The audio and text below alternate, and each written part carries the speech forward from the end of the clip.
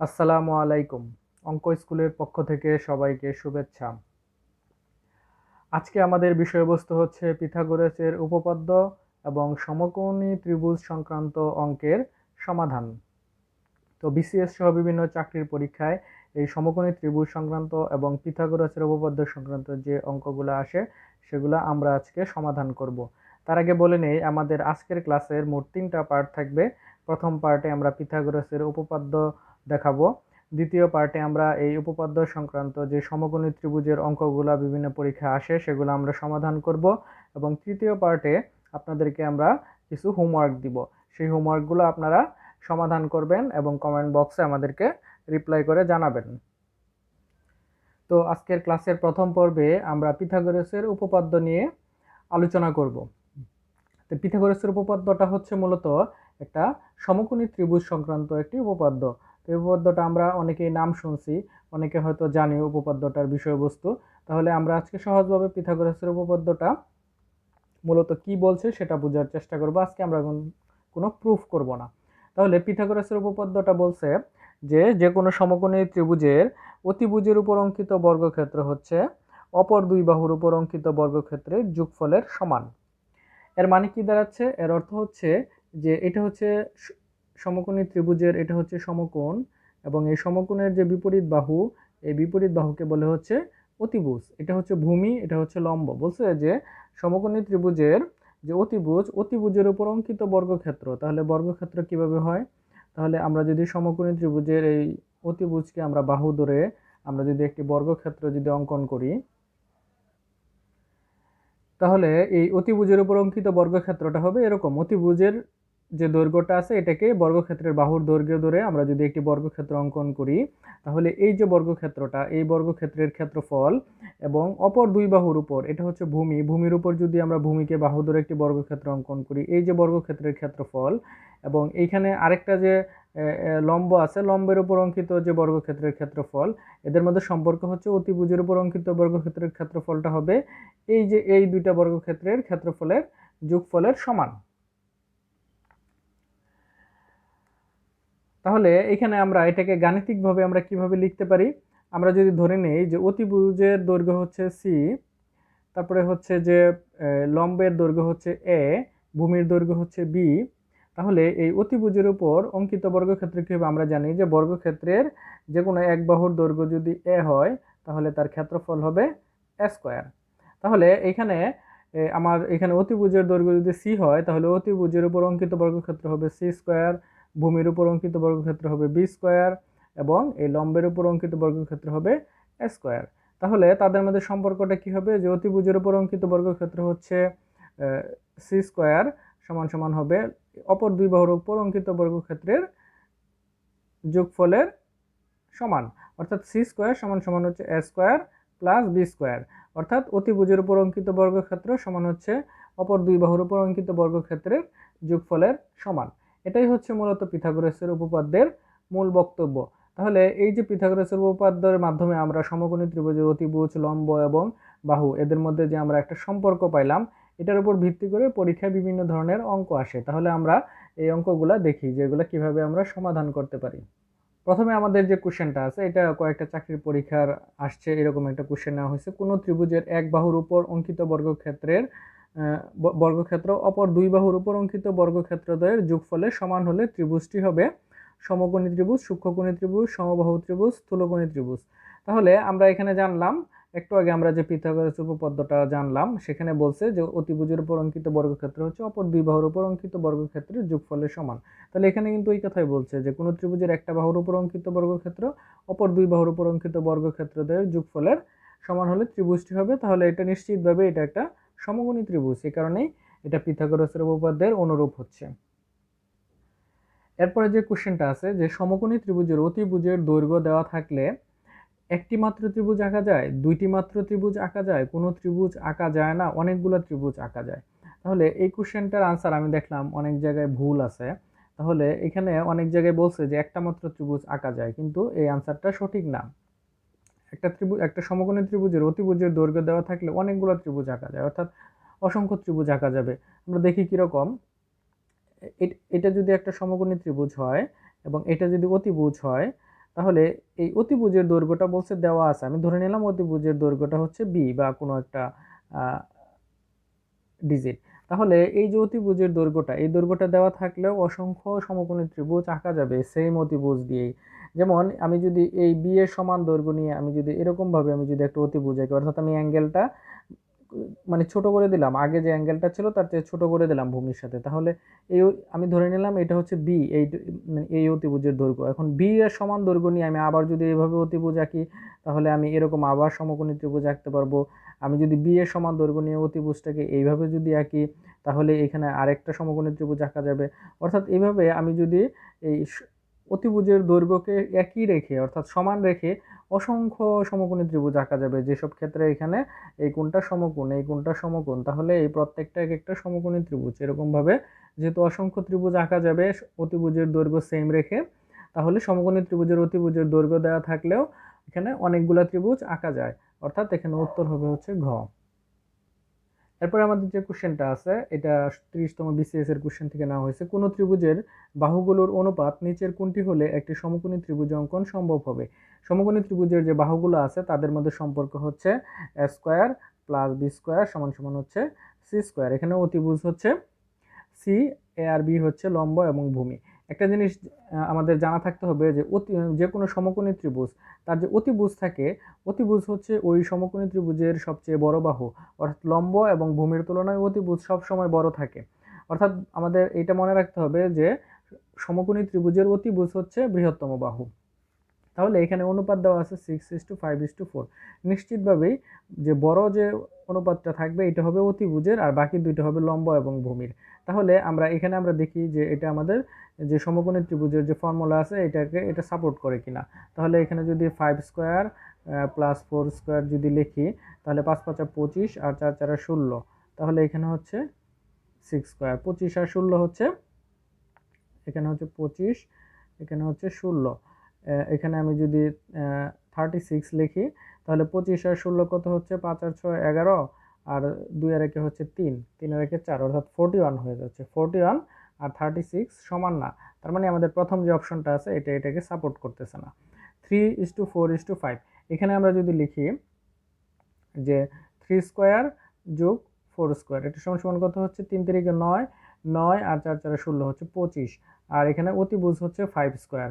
তাহলে এটা আর এটা সমান, অর্থাৎ এটা হচ্ছে যে অতিভুজের যে সমকোণী ত্রিভুজের যে পিথাগোরাসের উপপাদ্য আছে এটা সমর্থন করতেছে, আমাদের এই ফর্মুলাকে সমর্থন করতেছে। 3 স্কয়ার প্লাস 4 স্কয়ার সমান 5 স্কয়ার হয়। তাহলে আমাদের এখানে উত্তর হচ্ছে খ। তাহলে এই ক্ষেত্রে সমকোণী ত্রিভুজ অঙ্কন করা সম্ভব। এরপর আমাদের যে কোশ্চেনটা আছে এটা 14তম বিসিএস এর কোশ্চেন থেকে নেওয়া হয়েছে। সমকোণী ত্রিভুজের সমকোণ সংলগ্ন বাহুদ্বয় যথাক্রমে 3 ও 4 সেন্টিমিটার হলে অতিভুজের মান কত? তাহলে অতিভুজ যদি আমাদের সি হয়, তাহলে সি স্কয়ার সমান সমান হচ্ছে a square plus b square. এটা আমরা জানি। এখানে এটা যদি লম্ব হয়, এটা যদি ভূমি হয়, তাহলে এখানে আমরা লিখতে পারি হচ্ছে যে ভূমি বলছে যে সমকোণ সংলগ্ন বাহুদ্বয় হচ্ছে 3 স্কয়ার প্লাস 4 স্কয়ার সমান সমান হচ্ছে 9 প্লাস 16 সমান সমান হচ্ছে 25। তাহলে সি স্কয়ার সমান হচ্ছে 25, তাহলে সি সমান সমান হবে √25 সমান সমান হচ্ছে 5। অর্থাৎ অতিভুজের দৈর্ঘ্য হচ্ছে 5 সেন্টিমিটার। তাহলে এটা আমরা পিথাগোরাসের উপপাদ্যের যে আছে গাণিতিক প্রকাশ, সেখান থেকে আমরা এটা বের করে নিতে পারি। এরপর আমাদের যে কোশ্চেনটা আছে যে সমকোণী ত্রিভুজের বাহুগুলোর অনুপাত কত? বাহুগুলোর অনুপাত কত হবে সেটা বের করার জন্য আমাদেরকে সেই সমকোণী ত্রিভুজের যে পিথাগোরাসের উপপাদ্য আছে সেখানে আমাদের চলে যেতে হবে। সি স্কয়ার সমান হচ্ছে a square plus b square. C হচ্ছে এখানে অতিভুজ, আমি বলছি অতিভুজ হচ্ছে সমকোণী ত্রিভুজের বৃহত্তম বাহু, অর্থাৎ এখানে রেশিওগুলোর মধ্যে বড় রেশিওগুলো হচ্ছে অতিভুজের, যেমন এখানে 6, এখানে 6, এখানে 12। তাহলে আমরা প্রথম থেকে অ্যাপ্লাই করে আসি যে সি স্কয়ার সমান এ স্কয়ার প্লাস বি স্কয়ার, এই ফর্মুলাকে সমর্থন করে কোনগুলা? তাহলে 4 স্কয়ার প্লাস 3 স্কয়ার। প্রথম ক্ষেত্রে আমরা যদি অ্যাপ্লাই করি, তাহলে 16 প্লাস 9 সমান হচ্ছে 25, 25, আর এখানে হচ্ছে 6 দেওয়া আছে, এটা হচ্ছে 6 স্কয়ার তো 36, এটা সমান হয় না। তাহলে এখানে প্রথমটা আমাদের সমকোণী ত্রিভুজের এই ফর্মুলাকে সাপোর্ট করতেছে না। তাহলে আমরা 2 নম্বর অপশনে আছি, 4 5 6। এখানে আমরা দেখি যে 4 স্কয়ার প্লাস 5 স্কয়ার সমান সমান হচ্ছে 16 যোগ 25 সমান সমান হচ্ছে 41, আর এখানে 6 হচ্ছে 36, তাহলে এটা সমান না। তাহলে এখানে 2 নাম্বার যে অপশনটা আছে এটাও আমাদের সমকোণী ত্রিভুজের ফর্মুলাকে সাপোর্ট করতেছে না। এরপরে আমরা 3 নম্বর অপশনে আসি। 3 নম্বর অপশনে হচ্ছে 8 স্কোয়ার প্লাস হচ্ছে 4 স্কোয়ার সমান সমান হচ্ছে 64 প্লাস 16 সমান সমান হচ্ছে এখানে হচ্ছে 4 আর 6 হচ্ছে 10-এর শূন্য হাতের আছে 1, 6 আর 1 7 আর 1 হচ্ছে 8 এবং এখানে হচ্ছে যে আমাদের যে আছে 12 স্কোয়ার সমান হচ্ছে 144, তাহলে এটাও সমান না, তাহলে এটাও আমাদের সমকোণী ত্রিভুজের ফর্মুলাকে সাপোর্ট করতেছে না। এরপরে আমাদের যে সর্বশেষ অপশন আছে এখানে আমরা যদি দেখি তাহলে 12 স্কোয়ার প্লাস 5 স্কোয়ার সমান সমান হচ্ছে 144 প্লাস 25 সমান সমান হচ্ছে আমাদের কত এখানে 9, 4 আর 2 হচ্ছে 6, 169 আর এখানে 13 আছে 13 স্কোয়ার সমান সমান হচ্ছে 169, তাহলে এটা হচ্ছে সমান, তার মানে এটা হচ্ছে অতিভুজের যে সরি এটা তাহলে আমাদের পিথাগোরাসের যে সূত্র আছে সেটাকে সমর্থন করতেছে, তাহলে আমাদের সঠিক উত্তর হবে হচ্ছে ঘ। এরপরে আমাদের যে কোশ্চেনটা আছে যে একটি সমকোণী ত্রিভুজের ভূমির দৈর্ঘ্য লম্ব অপেক্ষা 1 মিটার কম এবং লম্ব অপেক্ষা অতিভুজের দৈর্ঘ্য 1 মিটার বেশি হলে উহার অতিভুজের দৈর্ঘ্য কত। তাহলে বলছে সমকোণী ত্রিভুজের ভূমির দৈর্ঘ্য হচ্ছে লম্ব অপেক্ষা 1 মিটার কম, তাহলে আমরা ধরে নেই যে লম্ব হচ্ছে এক্স, এক্স হচ্ছে লম্ব, তাহলে বলছে যে ভূমির দৈর্ঘ্য লম্ব অপেক্ষা 1 মিটার কম, তাহলে লম্ব হচ্ছে এক্স আর ভূমির দৈর্ঘ্য হচ্ছে এক্স এর চেয়ে 1 মিটার কম। বলছে যে লম্ব অপেক্ষা অতিভুজের দৈর্ঘ্য 1 মিটার বেশি, তাহলে অতিভুজের দৈর্ঘ্য হচ্ছে এক্স প্লাস 1, তাহলে আমরা পিথাগোরাসের যে উপপাদ্য জানি সেই উপপাদ্য অনুসারে অতিভুজের উপর অঙ্কিত বর্গক্ষেত্র লম্ব এবং ভূমির উপর আমরা যদি বর্গক্ষেত্র অঙ্কন করি তার যোগফলের সমান, তাহলে এক্স স্কোয়ার সমান X minus 1 whole square sorry X square plus X minus 1 whole square সমান এক্স প্লাস 1 হোল স্কোয়ার। তাহলে আমরা এটাকে আমরা যদি সূত্রে অ্যাপ্লাই করি sorry A minus B whole স্কোয়ারের, তাহলে হচ্ছে x square minus 2x plus 1 সমান সমান হচ্ছে x square plus 2x plus 1। আমরা জাস্ট এখন সিম্পল বীজগাণিতিক যোগ বিয়োগ করব, তাহলে X square plus x square হচ্ছে 2x square minus 2x plus 1, আমি এই সবগুলোকে বাম পাশে নিয়ে আসবো, x square minus 2x minus 1 সমান সমান হচ্ছে 0, और এখানে আমাদের 2x ও সরি এখানে 2x দুইটাই যেহেতু মাইনাস তাহলে দুইটাই থাকবে, তাহলে 2x square minus x square x square minus হচ্ছে 4x আর 1 1 মাইনাস হয়ে গেলে হচ্ছে যে 0, তাহলে और এক্স স্কোয়ার সমান সমান হচ্ছে 4x और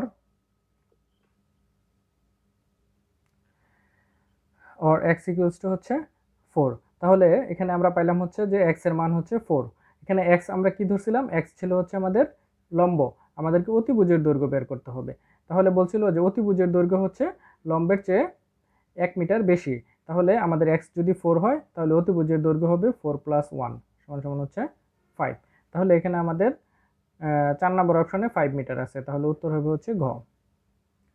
এরপরে আমাদের যে কোশ্চেনটা আছে সেটা 33তম বিসিএস প্রিলিমিনারি কোশ্চেন থেকে নেওয়া হয়েছে যে একটি সমকোণী ত্রিভুজের লম্ব ভূমি অপেক্ষা 2 সেন্টিমিটার ছোট কিন্তু অতিভুজ ভূমি অপেক্ষা 2 সেন্টিমিটার বড়, অতিভুজের দৈর্ঘ্য কত। এটাও আগের মতোই, তাহলে এখানে আমরা লম্বের দৈর্ঘ্য আমরা ধরে নিলাম হচ্ছে এক্স, এক্স হচ্ছে লম্ব, তাহলে আমরা লিখতে পারি হচ্ছে যে লম্ব যদি এক্স হয় তাহলে ভূমি হচ্ছে এক্স মাইনাস 2 যেহেতু 2 সেন্টিমিটার ছোট, আর অতিভুজ হচ্ছে এক্স প্লাস 2, তাহলে পিথাগোরাসের উপপাদ্য অনুযায়ী এটার উপর আমি যদি স্কোয়ার করি তাহলে এটা হবে এই দুইটার উপর স্কোয়ারের সমান, অর্থাৎ এই লম্ব এবং ভূমির উপর অঙ্কিত বর্গক্ষেত্র হচ্ছে অতিভুজের উপর অঙ্কিত বর্গক্ষেত্রের সমান, তাহলে এক্স স্কোয়ার প্লাস এটাকে আমি যদি এ মাইনাস বি হোল স্কোয়ারের ফর্মুলা যদি অ্যাপ্লাই করি এক্স স্কোয়ার মাইনাস 2ab হচ্ছে এখানে 4x প্লাস হচ্ছে 4 সমান সমান হচ্ছে x square plus 4x plus হচ্ছে 4। এখন আমরা যদি বীজগাণিতিক যোগ বিয়োগ করি সিম্পল, তাহলে এখানে হচ্ছে 2x square minus 4x plus 4, এগুলোকে আমি বাম পাশে নিয়ে আসলে x square minus 4x minus 4 সমান সমান হচ্ছে 0, और এখানে আমি হচ্ছে যে সরি এখানে 2x স্কোয়ার হবে, তাহলে 2x square minus x square এখানে হচ্ছে এক্স স্কোয়ার আর এখানে হচ্ছে মাইনাস 4x মাইনাস 4x, তাহলে এখানে হচ্ছে মাইনাস 8x আর এখানে হচ্ছে প্লাস 4 মাইনাস 4, তাহলে এখানে 0 হয়ে যাবে সমান সমান হচ্ছে 0, और এক্স স্কোয়ার সমান সমান হচ্ছে 8x और x সমান সমান হচ্ছে 8, তাহলে আমরা লম্বের দৈর্ঘ্য পেলাম হচ্ছে 8, তাহলে আমরা আমাদের বলছে যে অতিভুজের দৈর্ঘ্য হচ্ছে লম্বের চেয়ে 2 সেন্টিমিটার বড়, তাহলে হবে 8 + 2 সমান সমান হচ্ছে 10। তাহলে এখানে অতিভুজের দৈর্ঘ্য হচ্ছে 10 সেন্টিমিটার, উত্তর হচ্ছে ক। এরপরে আমাদের যে কোশ্চেনটা আছে যে একটি সমকোণী ত্রিভুজের ভূমি 8 ফুট এবং লম্ব 6 ফুট হলে অতিভুজের দৈর্ঘ্য কত? তাহলে আমরা জানি যে অতিভুজের দৈর্ঘ্য সি স্কোয়ার সমান সমান হচ্ছে এ স্কোয়ার প্লাস বি স্কোয়ার সমান সমান হচ্ছে 8 স্কোয়ার প্লাস 6 স্কোয়ার সমান সমান হচ্ছে 8 8 64 যোগ হচ্ছে 36 সমান সমান হচ্ছে এখানে আমাদের 16 আর 36 যোগ করলে কত হয়? 6 আর 6 হচ্ছে 12, 2 হাতের আছে 1, 3 আর 1 4, সরি এখানে 8 স্কোয়ার সমান হবে হচ্ছে 64, তাহলে এখানে আমরা লিখি হচ্ছে 64 যোগ হচ্ছে 36, তাহলে 64 আর 36 যোগ করলে হয় হচ্ছে 100, তাহলে সি সমান সমান হবে √100 সমান সমান হচ্ছে 10। তাহলে এখানে আমাদের 2 নম্বর অপশনে 10 মানে 10 ফুট আছে, তাহলে উত্তর হচ্ছে খ। এরপরে আমাদের যে কোশ্চেনটা আছে যে একটি বাড়ি 40 ফুট উঁচু, একটি মইয়ের তলদেশ মাটির বাড়ির দেওয়াল থেকে 9 ফুট দূরে রাখা আছে। উপরে মইটি বাড়ির ছাদের সাথে মানে উপরে মইটি বাড়ির ছাদ ছুঁয়ে আছে, তাহলে মইটি কত ফুট লম্বা? তাহলে আমরা ধরে নিচ্ছি এটা হচ্ছে বাড়ির ওয়াল হইলে তাহলে এটা হচ্ছে 40 ফিট লম্বা। তাহলে এখান থেকে 9 ফিট দূরে হচ্ছে যে মইটা রাখা আছে, তাহলে এখান থেকে 9 ফিট দূরে হচ্ছে মইটা এভাবে ছাদের সাথে লাগানো আছে। বলছে যে উপরের দিকে মইটা ছাদের দিকে, উপরে মইটি বাড়ির ছাদ ছুঁয়ে আছে, তাহলে এটা হচ্ছে মইয়ের দৈর্ঘ্যটা আমরা যদি এক্স ধরে নেই, এটা হচ্ছে মইয়ের গোড়া থেকে ওয়াল পর্যন্ত দূরত্ব হচ্ছে 9 ফিট বলছে, আর ওয়ালের উচ্চতা হচ্ছে 40 ফিট। তাহলে এটা আমরা একটা সমকোণী ত্রিভুজ হিসেবে চিন্তা করতে পারি। তাহলে এখানে আমরা লিখতে পারি যে এক্স স্কোয়ার অতিভুজ স্কোয়ার সমান সমান হচ্ছে লম্ব স্কোয়ার প্লাস ভূমি স্কোয়ার, তাহলে 40 স্কোয়ার যোগ 9 স্কোয়ার সমান সমান হচ্ছে 1600 যোগ হচ্ছে 81 সমান সমান হচ্ছে 1681। তাহলে এক্স স্কোয়ার সমান পেলাম হচ্ছে 1681, তাহলে এক্স সমান সমান হবে √1681। তাহলে √1681 সমান হচ্ছে 41। তাহলে এখানে আমাদের 2 নম্বর অপশনে 41 ফুট আছে, তাহলে উত্তর হচ্ছে এখানে বি। তাহলে এই ছিল আমাদের বিগত বিভিন্ন বছরের কোশ্চেনের সলিউশন, যেগুলো সমকোণী ত্রিভুজের উপর আসছে এর আগে। এখন আমরা একদম আমাদের ক্লাসের শেষ প্রান্তে চলে আসছি। এখন আপনাদের জন্য আমরা একটা হোমওয়ার্ক দিব, এটা আপনারা নিজেরা সমাধান করবেন যে 4টি ত্রিভুজের বাহুগুলোর দৈর্ঘ্য নিম্নরূপ, কোনটি সমকোণী ত্রিভুজ। এখানে 4টা অপশন দেওয়া আছে, 5 12 13 3 4 5 8 15 17 12 15 18, এগুলোর মধ্যে কোনটা সমকোণী ত্রিভুজের বাহুর দৈর্ঘ্য নয়, এটা আপনারা বের করবেন। এখানে আমি একটা হিন্টস দিয়ে দিচ্ছি, এটা বের করার জন্য পিথাগোরাসের যে উপপাদ্যটা আছে আমাদের এখানে, আমরা আজকে যেটা শিখলাম যে সি স্কোয়ার সমান এ স্কোয়ার প্লাস বি স্কোয়ার, এটা এখানে অ্যাপ্লাই করতে হবে। তাহলে আপনারা নিজেরা এটা ট্রাই করেন, আশা করি আপনারা সবাই এটা করতে পারবেন। আর আমাদের এই ক্লাসটা যদি ভালো লেগে থাকে তাহলে অবশ্যই লাইক কমেন্ট এবং শেয়ার করবেন, আর আমাদের চ্যানেলটা সাবস্ক্রাইব করে পাশে থাকবেন। ধন্যবাদ সবাইকে।